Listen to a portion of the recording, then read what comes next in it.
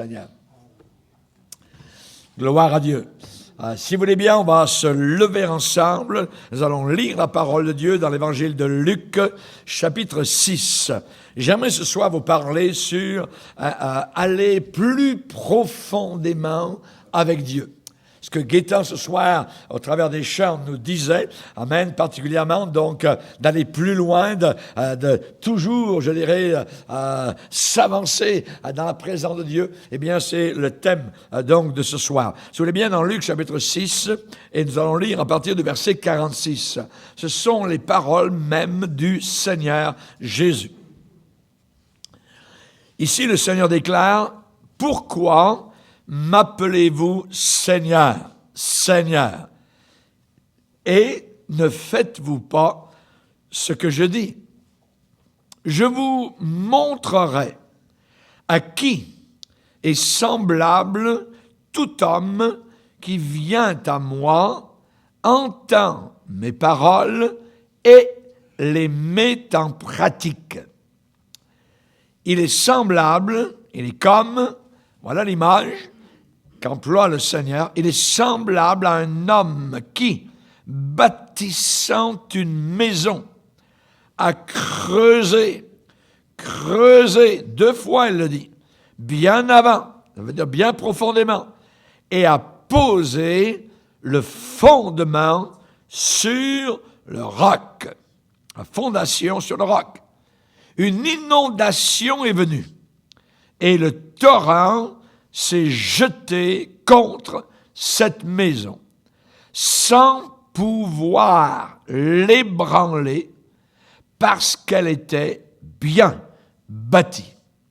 Mais celui qui entend et ne met pas en pratique est semblable à un homme qui a bâti une maison sur la terre, sans fondement, aucune fondation.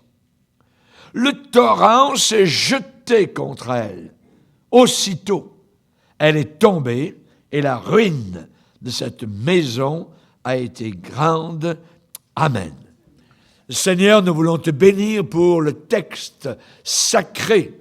Et comme Ésaïe le déclare, comme la neige et la pluie descendent d'en haut, et n'y retourne pas sans avoir arrosé, fécondé la terre et donné de la semence au semeur, ainsi en est-il de ta parole.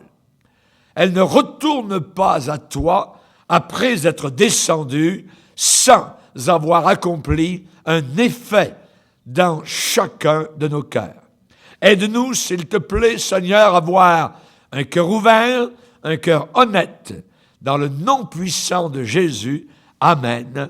Et tout le peuple dit Amen. On peut s'asseoir, frères et sœurs. Alléluia. Plus profondément avec Dieu. N'est-ce pas le thème, le désir de votre cœur? De le connaître. On l'a chanté tout à l'heure. De connaître lui, s'approcher de lui. Amen. Apprendre, évidemment, donc, à avoir une intimité assez grande avec lui. On sait que Jésus avait un cercle intime de personnes autour de lui. Il avait Pierre, Jacques et Jean. Ce sont ces trois personnes que l'on retrouve à différentes instances dans la Bible en présence de Jésus. Sans personne d'autre. Juste Jésus, Pierre, Jacques et Jean. Jacques et Jean. Cercle intime. On les voit sur la montagne de transfiguration. Les trois sont là avec Jésus. On voit ces trois particulièrement lors du miracle de résurrection d'une jeune fille morte, la fille de Jairus, qui entre dans la maison et dans la chambre avec Jésus, Pierre, Jacques et Jean. Personne d'autre. Nous voyons à Gethsémane, lorsque Jésus est en train de prier, de suer, d'intercéder, de lutter pour notre salut, eh bien, qui est là autour de Jésus, dans le fond du jardin, ce jardin Gethsémane, le pressoir, Pierre, Jacques et Jean sont là. Et évidemment, nous voyons donc ce cercle est très intime. Pourtant, Jésus avait un certain nombre de disciples. Il avait beaucoup de disciples à une certaine époque de son ministère, mais il y en avait uniquement 3 qui étaient très proches de lui. Maintenant, la question que nous allons nous poser ce soir, comment y entrer? Comment entrer dans ce cercle intime? Comment faire partie de ce cercle que connaissaient Pierre, Jacques et Jean, donc cette intimité avec le Seigneur. N'oublions pas que nous vivons dans une époque, un âge superficiel, très superficiel. Tout est superficiel, les émotions sont superficielles, les façons de penser sont superficielles. Aujourd'hui, nous vivons avec des notions morales, évidemment, qui ont des valeurs superficielles. On fait très peu de cas du péché. Bon, il n'y a rien là. Peu de cas de Dieu. Pourquoi avoir besoin de Dieu? Si vous êtes dans une église où il y a 2 réunions le dimanche, vous êtes chanceux et privilégié. Pourquoi? Eh bien, parce que le matin, il y a beaucoup de monde, généralement, mais le soir, peu. Pourquoi? Est-ce que ce sont des adultères? Est-ce que ce sont des gens qui vont boire? Est-ce que ce sont des gens qui vont s'enivrer? Non! Simplement parce qu'ils ne voient pas vraiment le besoin de Dieu. Ils ont eu suffisamment le dimanche matin et il n'y a pas besoin de plus. Pourquoi êtes-vous là ce soir? Vous faites encore partie, je dirais, de ces privilégiés, ces chanceux qui veulent avoir cette intimité plus proche du Seigneur. Les nombres varient entre certaines, je dirais, entre certains rassemblements. C'est simplement que la soif de Dieu n'est pas très grande pour certains.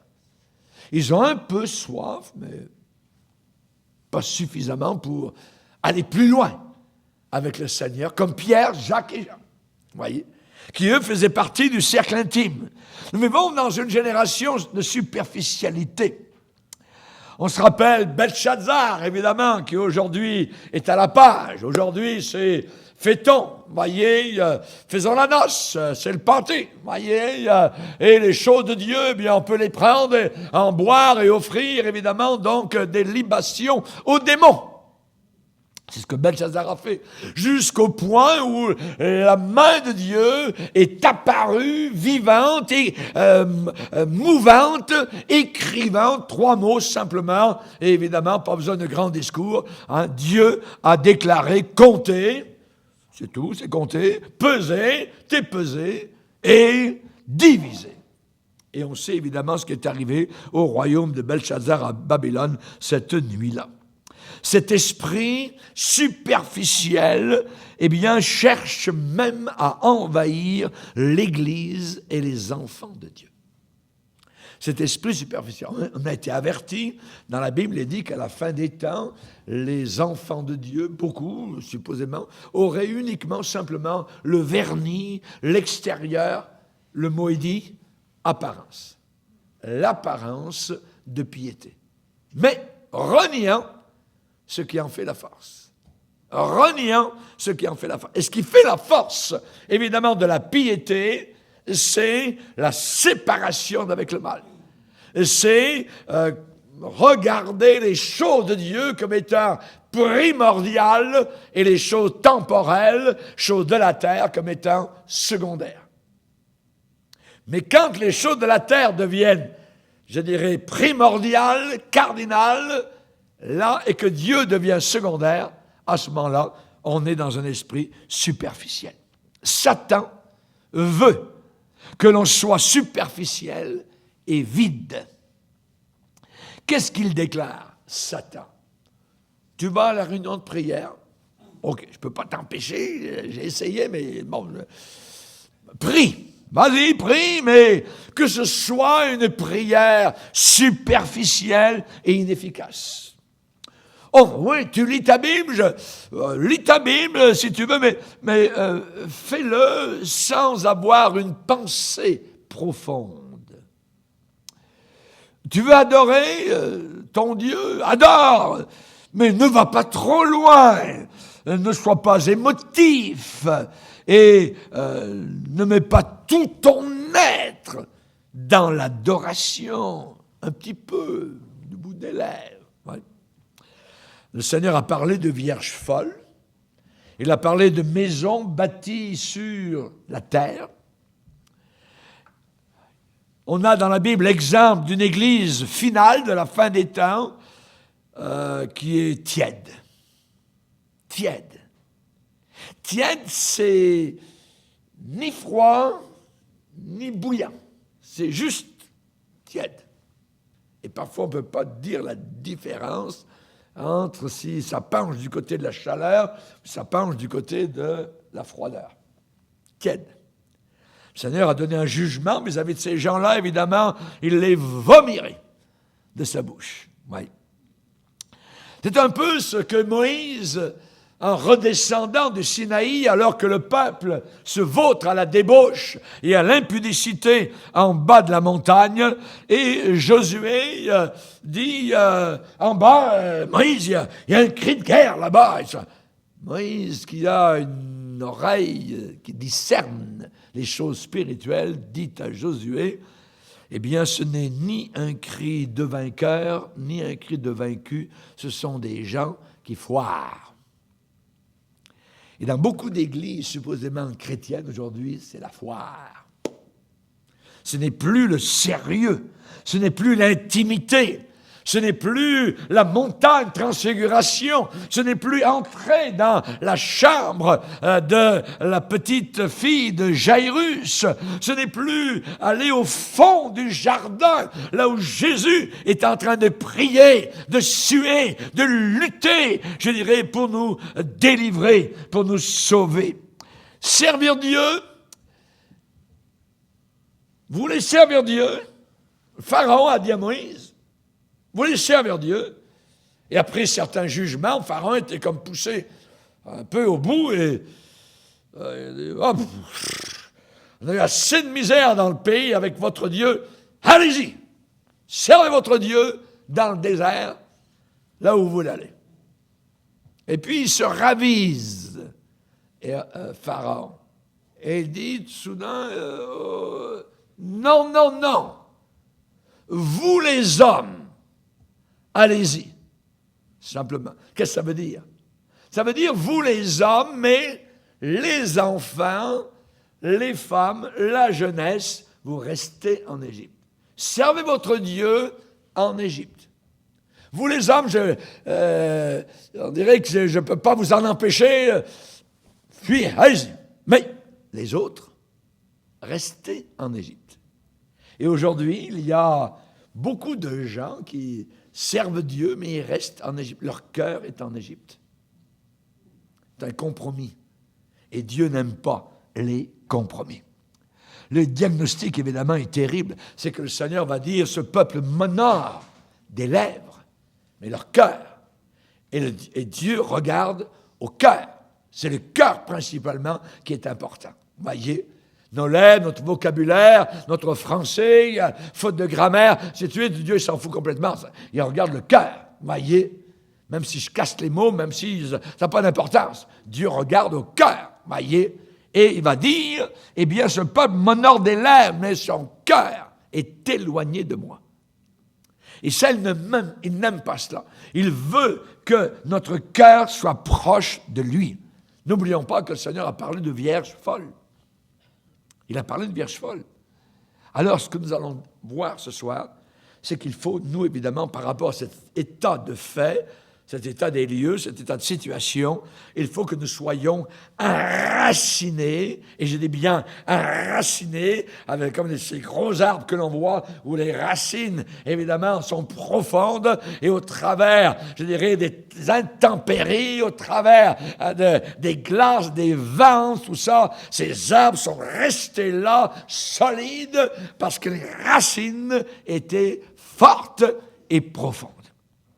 Jésus parle d'une profondeur de vie avec lui, d'une profondeur. Il parle de la nécessité de mettre en pratique sa parole, de mettre en pratique, voyez, et il donne l'exemple d'une construction de maison.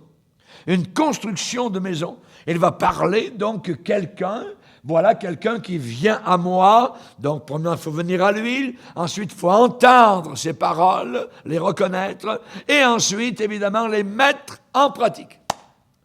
Venir, entendre, et OK, on obéit. Voyez? L'obéissance vaut mieux que les sacrifices. Alors, Jésus dit, cette personne-là, eh bien, elle est semblable à un homme qui a bâti une maison, a creusé. Et quand je lis ce mot creuser, il me semble voir, vous savez, c'est les machines, voyez, aujourd'hui on a ça, qui a creusé pour arriver jusqu'au roc, au moment où ça fait toc, toc, toc, toc, toc, toc. Et là, évidemment, la personne, le conducteur de la machine lourde trouve le roc, il ne peut pas aller plus bas. Voyez, il a creusé. Jésus emploie 2 fois le mot creuser, c'est très important. Donc, il faut descendre, évidemment, dans le sous-sol, voyez. Alors, évidemment, il a parlé de cela, et la maison a été basé, vous voyez, sur un fondement, sur un socle solide qui est le roc, sur le roc, par rapport à l'autre, évidemment, qui bâtit sur la terre. Et il y a toujours des inondations, il y a toujours une intempérie, il y a toujours une opposition, voyez. On sait que les premiers chrétiens, eh bien, les païens disaient à leur sujet, cette secte qui rencontre partout de l'opposition. Et c'est une chose que vous savez, que vous connaissez très bien, c'est que depuis que vous avez été sauvés, vous avez rencontré de l'opposition. Ce n'est pas par hasard. Tous les chrétiens rencontrent cela. Ça veut dire que nous sommes dans la vérité. C'est une preuve que nous sommes sauvés. Et pour eux, c'est une preuve qu'ils sont perdus. Philippiens, 1er chapitre, nous dit cela. Donc, Jésus parle d'une profondeur de vie. La maison a été sauvée à cause de quoi? À cause de la profondeur des fondations. La profondeur des fondations.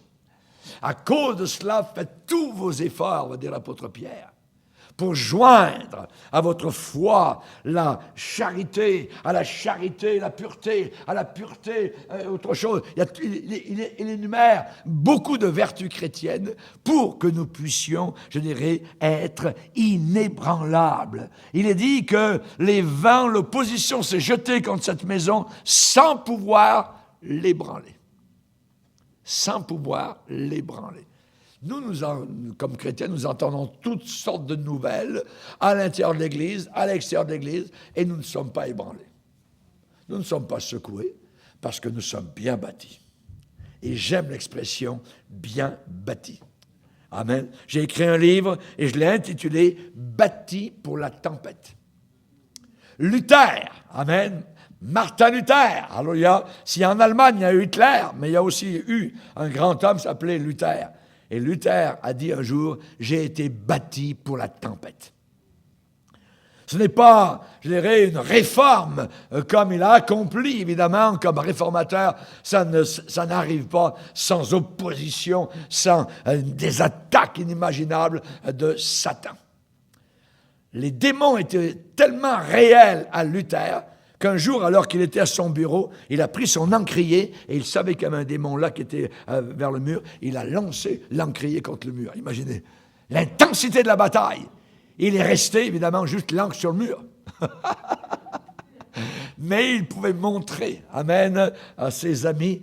Un jour, j'étais dans la bataille, dans les combats. Les démons étaient autour de moi, voulaient essayer de me décourager, mais j'ai résisté par le sang de Jésus-Christ, pas par mon encre, voyez. Mais, évidemment, il déclarait, j'ai été bâti pour la tempête. J'ai été bâti pour la tempête. Alléluia. Donc, nécessité de la pratique. Et vous savez que Jésus a parlé de la parabole du semeur.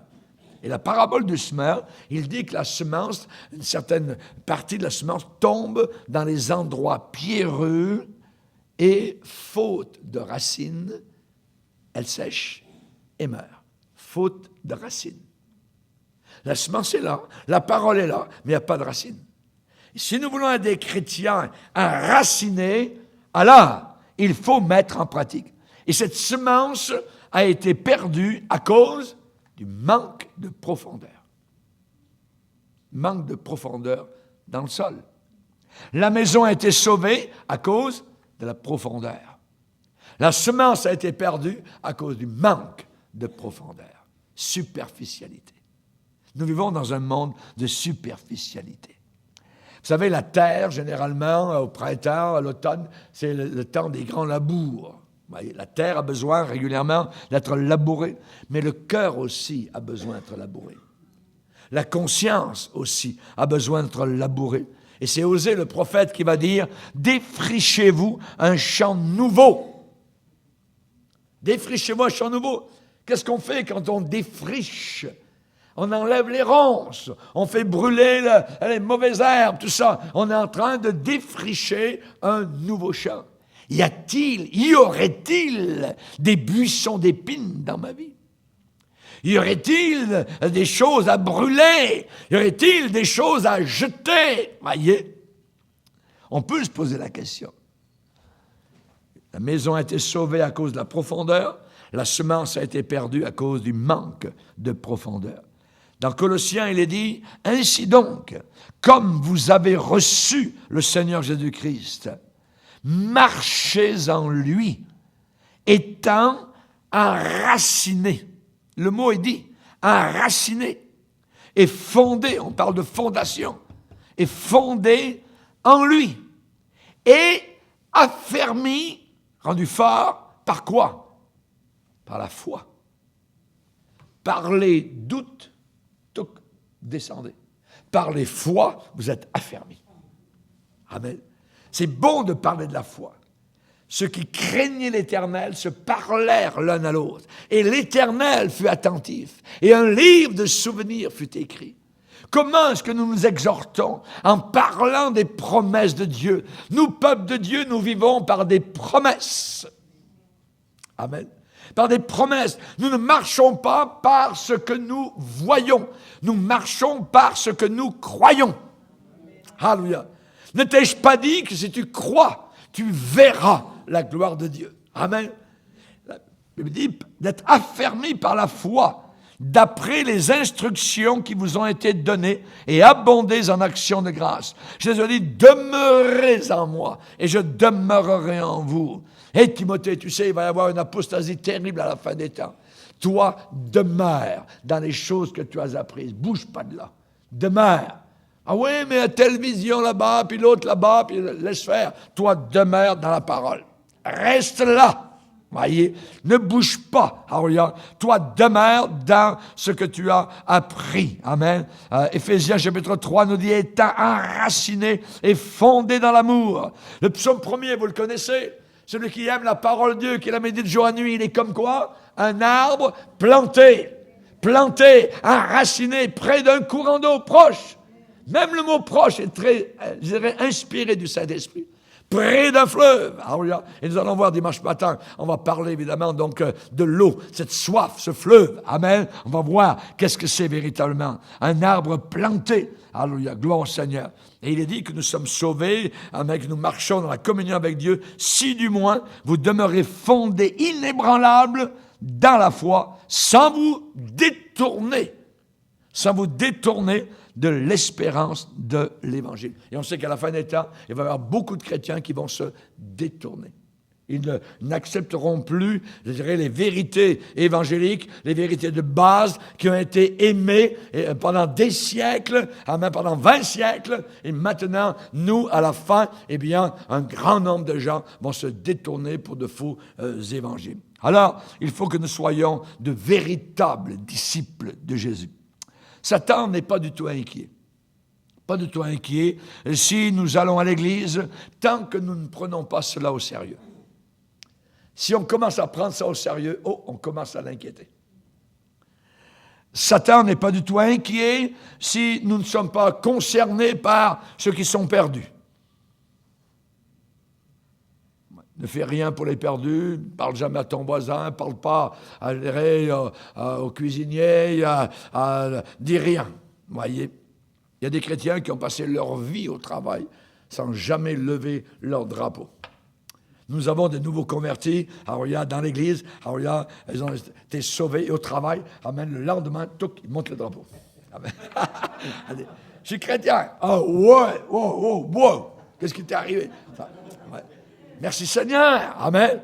C'est bien plus difficile d'attendre que de le faire dès le début. Oui, je suis chrétien. T'es chrétien. C'est quoi cette affaire-là? Oui. Et là, on peut parler.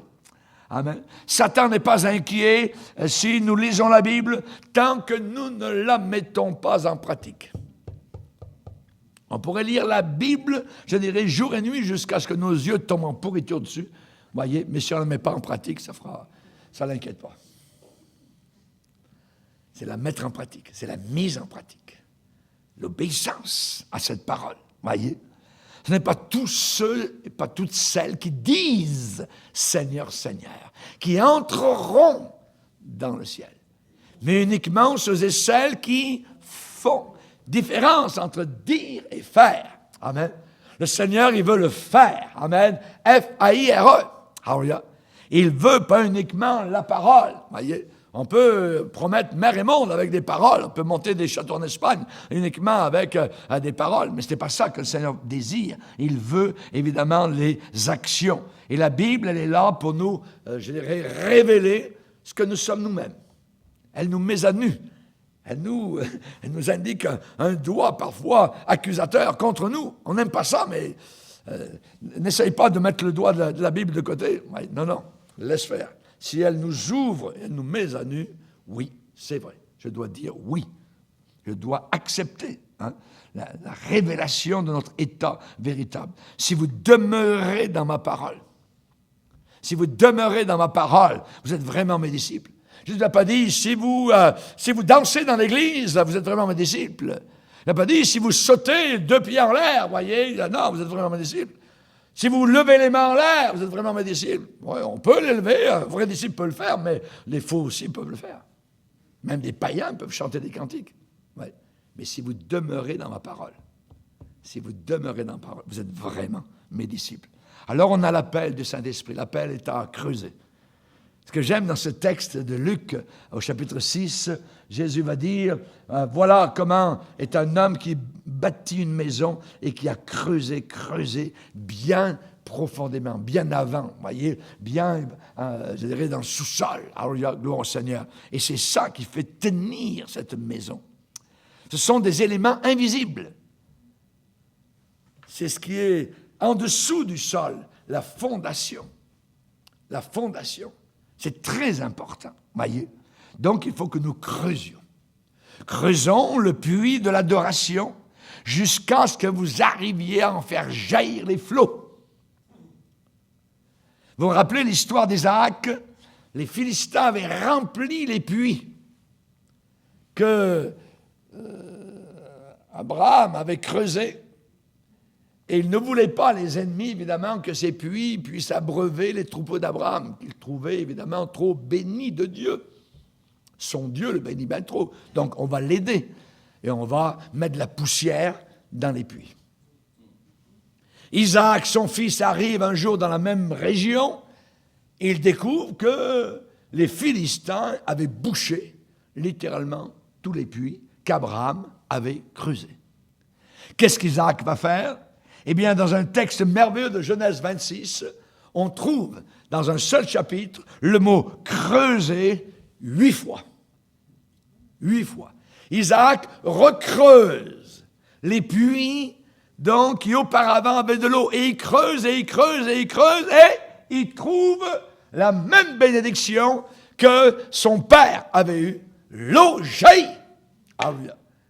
Chers amis, il faut que nous creusions.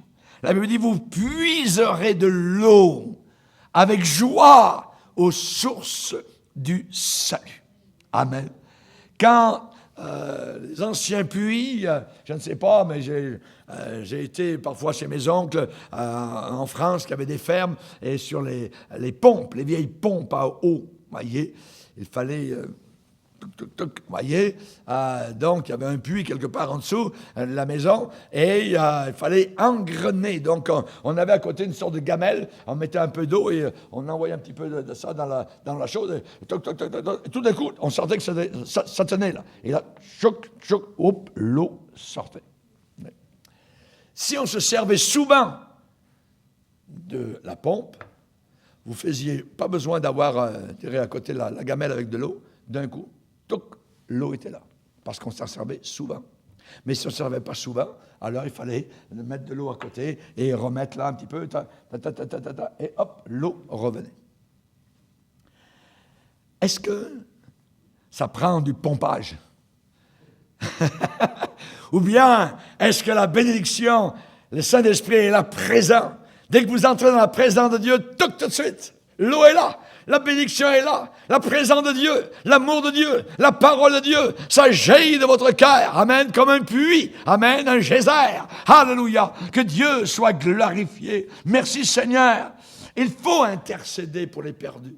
Il faut demander au Seigneur, surtout nos bien-aimés, notre famille, ceux que nous aimons, ceux qui, je dirais, ont le même sang qui coule dans nos veines. On sait que l'apôtre Paul priait pour ceux de son pays. Il avait un fardeau pour eux, voyez. Demandons au Seigneur qu'il les sauve, amen, jusqu'à ce que notre esprit soit alourdi, à cause du fait qu'ils ne sont pas sauvés, jusqu'à ce que même des larmes jaillissent de nos yeux, en compassion pour ces personnes qui ne connaissent pas Dieu, alors que nous savons qu'ils vont vers l'enfer éternel.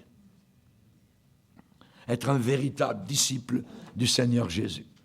Vous savez que dans l'Ancien Testament, il y avait certaines bénédictions de protection, d'abondance, et il y avait un jugement s'ils n'obéissaient pas. Et particulièrement, s'ils n'obéissaient pas, cela venait à cause de leur orgueil. Et Dieu déclare dans Lévitique 26, « Je briserai l'orgueil de votre force. » Je briserai l'orgueil de votre force. Imaginez. Vous savez, beaucoup de gens ne veulent pas se soumettre à Dieu. Ils pensent se passer même de ce brisement. Ils sont sûrs de eux. Ils ont une vie qui est alimentée par l'orgueil et l'ambition. Et l'homme, évidemment, de façon générale, se débat de toutes ses forces afin d'avoir un monde, disent-ils, meilleur. Ils veulent un monde meilleur. Alors, ils se servent de la science, de la médecine, de l'écologie, des choses matérielles. Mais qu'est-ce que Dieu dit de tout cela? Dieu dit, c'est en vain. Ça ne sert à rien. Ça mène à la ruine. Pourquoi? Parce que le jugement s'en vient. Ils adorent la planète. Ils veulent sauver la planète. Dieu va la brûler. Dieu va la brûler. Et eux, ils veulent sauver la terre. Rappelons-nous les 7 coupes, voyez, vont se déverser sur la planète Terre. Des milliards de personnes vont mourir. Rendez-vous compte? Tout effort de la part de l'homme sert à zéro. C'est vain. Oui. Pour essayer de vivre, je dirais, un peu plus longtemps, voyez, rien ne pourra empêcher l'homme de quitter subitement cette terre. Aujourd'hui, combien de personnes ont quitté la terre? 150 000.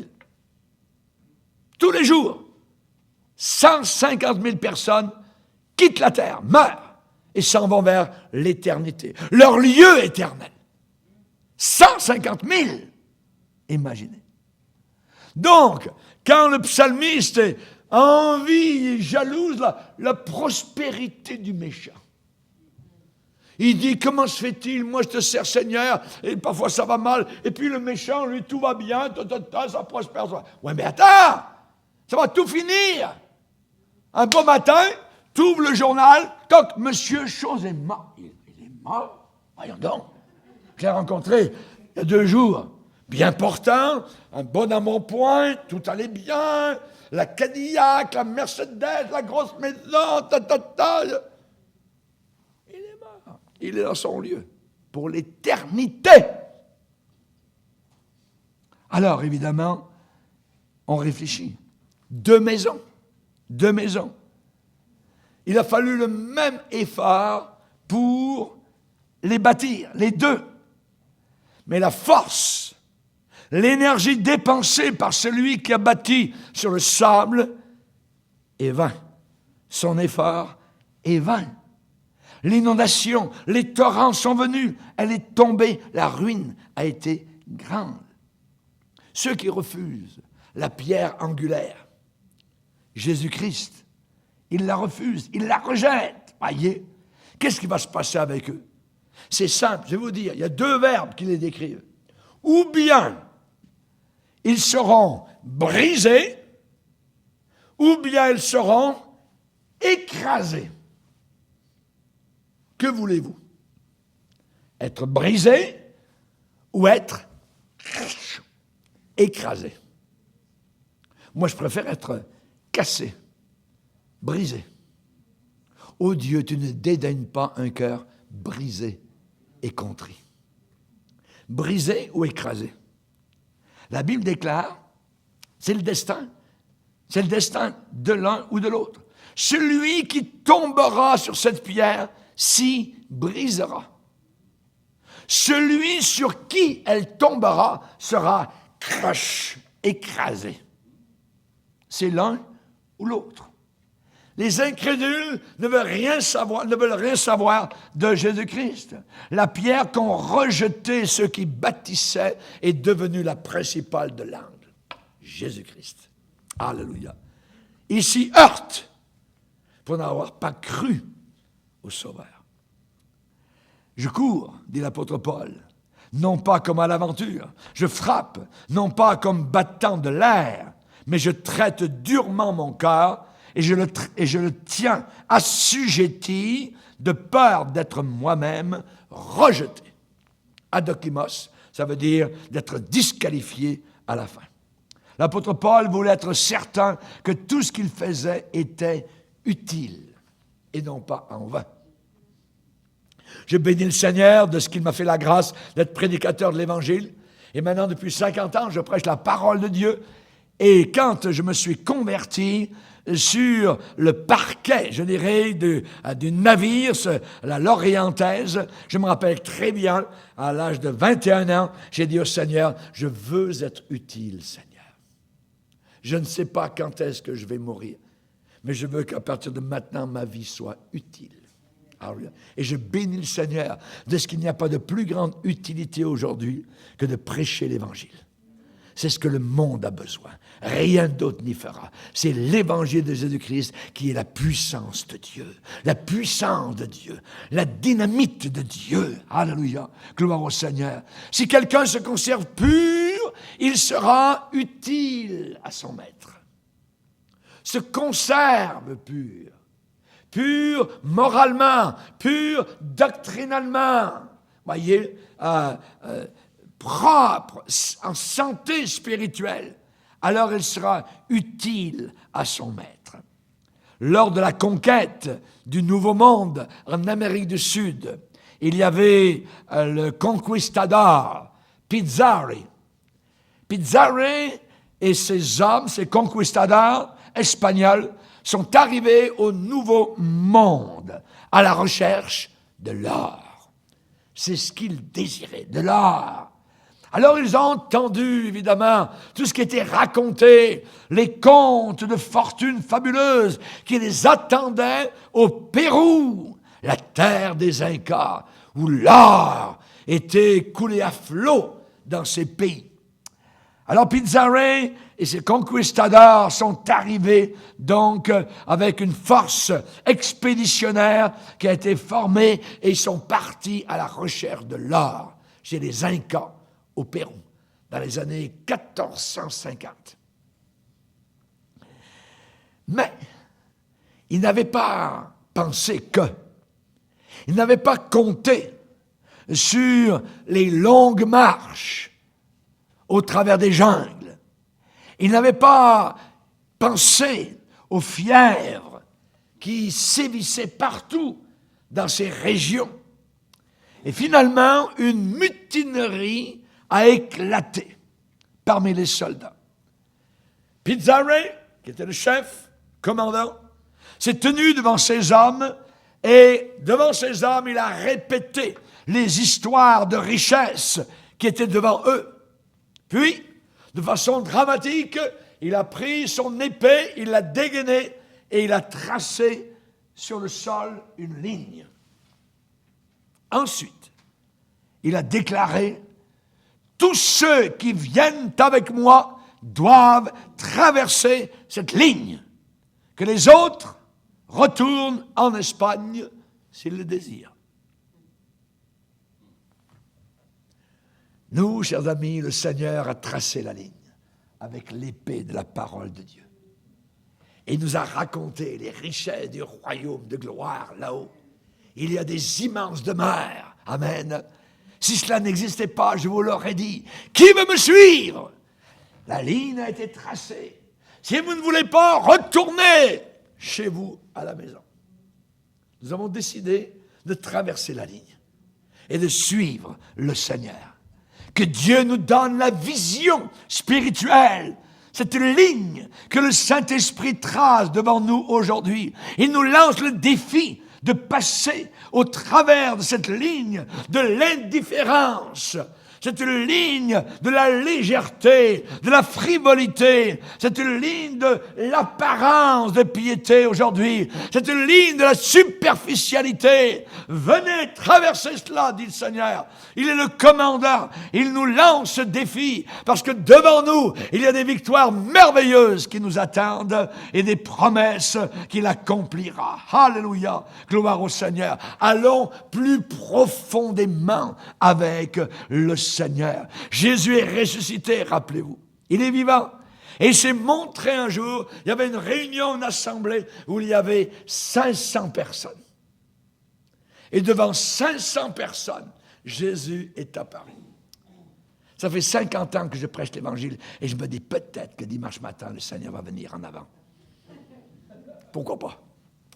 J'aimerais m'asseoir, amen. Je laisserai la place. Et si je le voyais rentrer et qu'il s'assoit derrière, je dis non, Jésus, ici en avant. Alléluia, merci Seigneur. Devant 500 frères à la fois, il s'est présenté, ressuscité. Ils ont vu la marque des clous. Alléluia. Ils l'ont reconnu. Il leur a parlé. Alléluia, gloire au Seigneur. Et il est dit dans la Bible qu'il s'est montré à plus de 500 frères. C'était des frères. C'était des frères dans le Seigneur. Mais c'était le cercle de relations extérieur. Ce n'était pas le cercle intérieur. Pourquoi? Parce qu'ils étaient satisfaits d'être simplement des frères. Simplement. Et des 500, combien s'en est-il trouvé le jour de la Pentecôte, quelques jours plus tard? 120. Tiens, où sont passés les 380? Il en manque. Il s'est montré à 500 frères à la fois. Et le jour de la Pentecôte, ils ne sont que 120. Où sont les 380? Jésus avait dit, restez dans la ville jusqu'à ce que vous soyez revêtus de la puissance d'en haut. 120 ont cru et sont restés dans la ville, à Jérusalem. Les 120 font partie du cercle de l'obéissance. Ils ont obéi. Il y avait un autre groupe. Un coup, Jésus envoie 70 pour prêcher l'Évangile. Rappelez-vous, c'est le cercle du service. Mais il y en avait seulement 12 pour être avec Jésus. Pour être avec Jésus, c'est le mot de la Bible. 12. Et 3 seulement pour le cercle intime. Intime. Pierre, Jacques et Jean. Être intime avec Jésus. Ces 3-là, ils voulaient, ils désiraient, ils étaient assoiffés. Ils accrochaient leurs dents spirituelles, amen, dans les robes de Jésus. il ne voulait pas le lâcher. Il voulait le connaître. Alléluia. Pierre, Jacques et Jean. Ils voulaient cette communion intime avec Jésus-Christ. Aujourd'hui, mon message, c'est simple. Allons tous plus profondément dans le cercle intime avec Jésus-Christ. Creusons. Amen. Plus profondément. Et ils ont obtenu, ces trois-là, ce que leur cœur désirait. Pourquoi? Parce que la promesse est simple. Fais de l'Éternel tes délices. Qu'est-ce qui fait actuellement nos délices? Est-ce l'Éternel? Est-ce la parole de Dieu? Est-ce la prière? Est-ce la communion intime? Est-ce la résistance contre le péché? Qu'est-ce qui fait nos délices? Fais de l'Éternel tes délices. Délicieux. Et il te donnera ce que ton cœur désire. Pourquoi? Parce que lorsque tu fais de Dieu tes délices, alors tes sentiments, tes désirs, ta volonté va être soumise évidemment à celle du Seigneur. Alléluia. Gloire au Seigneur. Qu'est-ce que Moïse a dit? Moïse a fait exactement ce que Pizarro a fait au Pérou. Quand Pizarro a pris son épée, a tracé la ligne. Moïse a dit en descendant de la montagne, et quand il a vu, évidemment, cette assemblée, cette église totalement apostate, à moi, ceux qui sont pour l'Éternel. Donc, il leur a demandé de s'éloigner de ce qui se passait pour venir vers lui. Et la tribu des Lévites est venue vers Moïse, ce qui était au service véritablement donc du Seigneur. David avait son conseil secret, intime. Il avait ses vaillants hommes, plusieurs, mais il y en avait trois particulièrement, vous relirez, évidemment, qui étaient particuliers. Un s'appelait Benaja. Il a dit, David l'admit dans son conseil secret. David l'admit dans son conseil secret. Alléluia. Gloire au Seigneur. Hey Daniel, tu es un homme bien-aimé. Marche vers ta fin et tu seras debout à la fin des jours pour recevoir ta récompense. Amen. Allons plus profondément dans le Seigneur. Apprenons à le connaître. Ne soyons pas uniquement parmi les 500, mais soyons parmi les 120. Ne soyons pas uniquement parmi les 70, mais soyons parmi les 12, mais parmi les 3 particulièrement. Ils ont vu la gloire de Dieu, la transfiguration. Jésus s'est montré dans sa gloire, comme il l'a fait à Jean sur l'île de Patmos, uniquement à 3 personnes. 3 personnes. Pierre a dit, Seigneur, on ne redescend pas en bas. Non, non. On reste là, on plante une tente, c'est terminé. On ne veut plus de cette terre, tellement la gloire de Jésus est formidable et merveilleuse. Ils ont vu apparaître Moïse, Élie, paf. Ils regardaient ce qui se passait. My. La gloire de Dieu. L'intimité de Jésus. Amen. Le Seigneur, amen, a des choses merveilleuses en réserve pour toi, mon frère, ma sœur. Sois intime avec le Seigneur. Entre dans sa présence. Fais partie du peuple qui est proche de lui dans ces derniers jours. Ne sois pas proche du monde. Ne sois pas proche de la table des démons. Ne sois pas proche de savoir comment ils servent leur Dieu là-bas, eux, dans la porno, dans ceci, dans cela, dans les LGBT, dans les transgenres. Non. Approche-toi de Dieu. Lis ce livre, mange ce livre, dévore-le, comme Jérémie a dit. J'ai dévoré ta parole. Elle a fait la joie et les délices de mon âme. Alléluia. Que Dieu soit béni. Le Seigneur a dit ensuite à Jérémie, si tu sépares ce qui est vil de ce qui est pur et propre, tu seras comme ma bouche. Si tu sépares ce qui est vil, sale, de ce qui est propre et pur et saint, tu seras comme ma bouche. Tu annonceras mon conseil. Alléluia. Que Dieu nous donne, amen, des frères et sœurs remplis à déborder la puissance du Saint-Esprit. Amen. Que l'homme disparaisse et que Dieu se lève au milieu de ses enfants. Amen. Alléluia. Gloire à Dieu. Que Dieu soit béni. Alléluia. Gloire à Dieu. Il nous reste 10 minutes, 10 petites minutes. Amen. Mais nous allons parler à Dieu. Nous allons le louer. Nous allons le glorifier. Amen. On va se lever devant le Seigneur. Alléluia. Levons-nous. Alléluia. Seigneur, nous sommes devant toi. Nous voulons t'adorer et te glorifier, Seigneur. Tu es le grand Dieu, Seigneur, qui a agi dans les temps passés, qui agit encore aujourd'hui, Seigneur. Lors du déluge, Seigneur, tu étais sur ton trône. Ésaïe t'a vu, Seigneur, sur ce trône très élevé, Seigneur. Et les pans de ta robe remplissaient le temple. Alléluia. Oh, mon Sauveur, donne-nous une vision de ta puissance, de ta gloire, de ta grâce, ta miséricorde, oh Dieu. Aide-nous à séparer ce qui est vil de ce qui est pur. Alléluia. Oh mon Sauveur, remplis nos cœurs de ta parole, remplis nos vies d'espérance, de joie. Tout est possible à celui qui vit avec toi, à celui qui a creusé bien profondément et qui a bâti sa vie spirituelle sur le roc. Alléluia. Oh merci Seigneur. Nous ne craignons ni le futur, ni le passé, ni le présent. Ne craignons ni les démons, ne craignons absolument rien, Seigneur. Alléluia, que le monde périsse, que le soleil s'éteigne.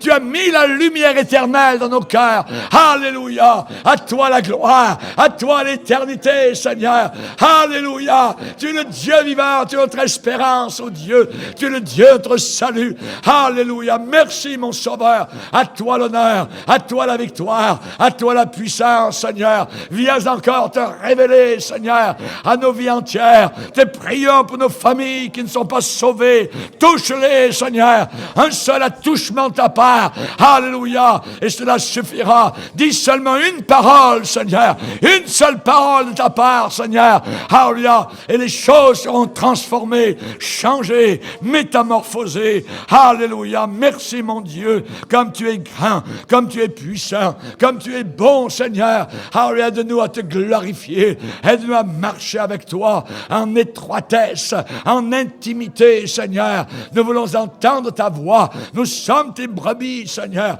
Nous sommes héritiers de la gloire. Alléluia. Merci, mon Sauveur. Béni soit ton nom. Béni soit ta grâce. Béni soit ton amour. Merci, Seigneur. Merci, mon Père. Nous sommes en ta présence, oh Dieu. Alléluia. Dans cette âge de superficialité, Seigneur, aide-nous à être profond. Aide-nous, Seigneur, à te chercher, à t'aimer. Alléluia. Alléluia. À entrer, Seigneur, dans le jardin de Gethsémani avec toi. Aide-nous, Seigneur, à gravir la montagne. Alléluia, où tu es transfiguré. Nous ne te connaissons plus selon l'humanité, mais nous te connaissons selon maintenant ta divinité, ta gloire, ta sacrificature. Alléluia. Tu es glorieux, Seigneur. Alléluia. Tes yeux sont de flammes. Alléluia. Ta parole, Seigneur, est comme des immenses chutes d'eau. Alléluia. Gloire, gloire, honneur à ton nom.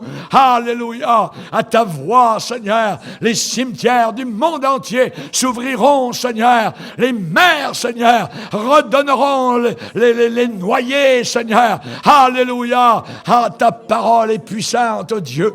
Merci, mon Sauveur. Gloire, gloire, honneur à toi. Gloire à ton nom, Seigneur. Alléluia. Comme tu es puissant, tu nous as fait goûter les puissances du siècle à venir. Merci, Seigneur. Merci, Seigneur, pour ce pays céleste, Seigneur. Alléluia. Alléluia. Où l'or est transparent, Seigneur. Alléluia. Où les maisons sont de gloire. Alléluia. Où les fleurs ne fanent pas. Alléluia. Merci, Seigneur. Où l'eau jaillit en abondance, oh Dieu, où la paix, l'amour et la joie sont éternels. Alléluia. Où le diable ne peut entrer, où le péché ne peut pénétrer. Merci, mon Sauveur. Alléluia. Gloire à ton nom. Gloire à ton saint nom, Seigneur. Alléluia. Alléluia. Dieu vivant, Dieu glorieux. Merci, Jésus. Merci, Seigneur. Alléluia. Gloire à Dieu. On va demander à Gaétan de nous conduire devant le Seigneur. On va demander à Jacob et on demandera en terminant à Martine de nous conduire devant le Seigneur. Alléluia.